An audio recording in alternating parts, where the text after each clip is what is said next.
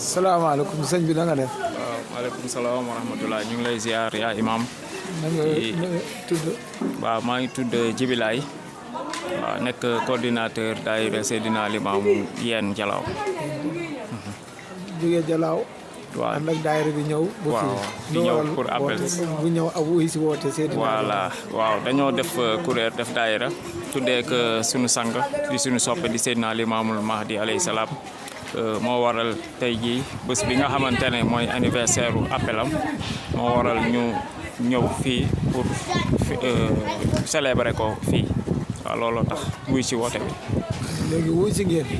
waaw da ngeen di jël si dars wala da ngeen di tari si dars. waaw macha allah question bi am na solo yaa imam dañoo jël si dars ndax soo xoolee tey mënuñu wax appel te duñu wax si thème bi te thème bi ça parle de la solidarité entre musulmans ndaxte soo xoolee jamono ji li mën a sauver dim génnee ñu si pauvreté mooy la solidarité te comme ni ka aaya bi waxee inamal mu'minin ihwatun faslihu baynakum ahawaynakum donc soo xoolee julli yëpp ay mbokk lañ loolu Seydina Limaamu daf ñu si woo donc tey dafa bokk si benn pàcc bi nga xamante ne si xutba yi nga xamante ne moom la ñu bàyyee si appel bi la kon donc loolu moo tax saa bu ñu ñëwee si appel bi rek macha allah dañuy dolleeku dañuy jël dars demaat doxee ko ba déwén ñu ñëwaat jëlaat beneen dars mu ngi noonu.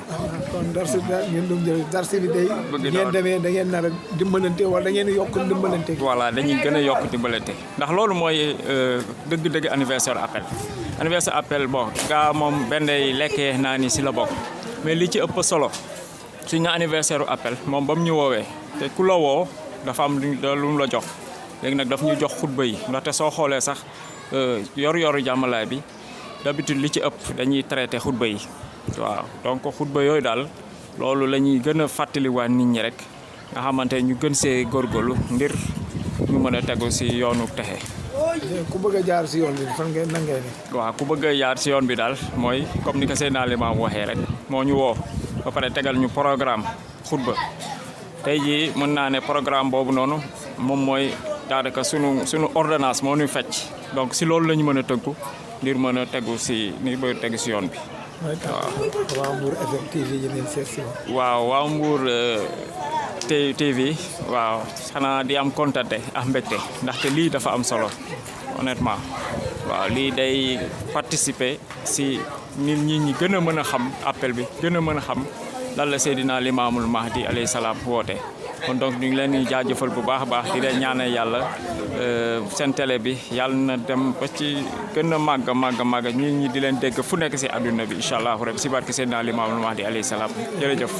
waaw jërëjëf Jibilaay si teewaay bi di sant suñu xarit yi nga xamante ni ñoo bokkandoon ñëw fii waaye ñu ngi leen di ziar bu baax di sant daayira Seydina Limaamu Yeen Jalaaw bi nga xamante ni dégg woote bi ñëw wuy si nee nañ dañuy jël si dars waaye di leen ñaanal ak taxawaay bi ñu taxawee si diine ji yal na yàlla gën leen dëgëral si barke yow ñaanal bi ngay ñaanal rajo Mbour FM TV yàlla bu leen si kenn ëppale asalaamaaleykum wa rahmatullahi wa barakaatu.